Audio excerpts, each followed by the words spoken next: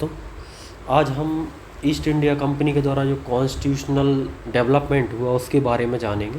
उसका historical background पहले समझेंगे, फिर हम कुछ जो मेन एक्ट्स हैं उनको समझेंगे। वो एक्ट्स जो हैं वो एग्ज़ाम्स के लिए बहुत ही इम्पोर्टेंट है, आ जाते हैं यूपीएससी में। तो हर 1 साल या 2 साल में एक्ट्स को पूछा जाता है। तो हम पहले हिस्टोरिकल बैकग्राउंड को समझते हैं कि क्वीन एलिजाबेथ जो ब्रिटेन की महारानी होती हैं, उनके द्वारा परमिशन दी जाती है ईस्ट इंडिया कंपनी को ट्रेड करने के लिए।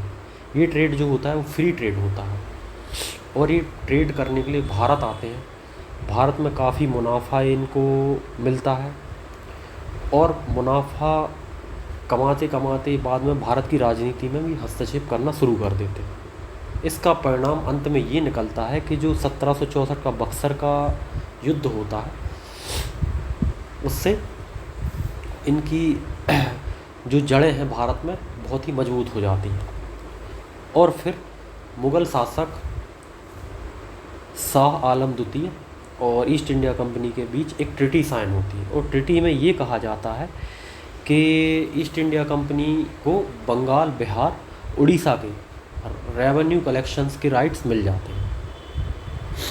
रेवेन्यू कलेक्शंस होने लगता है, लेकिन रिस्पॉन्सिबिलिटी जो होती है वो बंगाल के नवाब के लिए होती है, जिससे कि डायरकी और द्वैध शासन की शुरुआत होती है।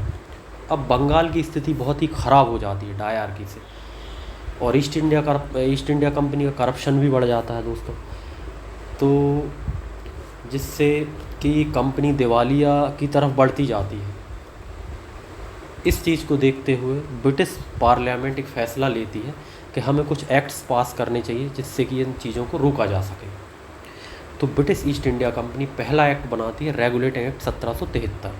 1773 के रेगुलेटिंग एक्ट के तहत क्या होता है कि वॉरेन हेस्टिंग्स जो होते हैं पहले बंगाल के गवर्नर जनरल बनाए जाते हैं और ये ही पहले वो गवर्नर जनरल होते हैं जो कि डायरकी को ख़त्म करते हैं।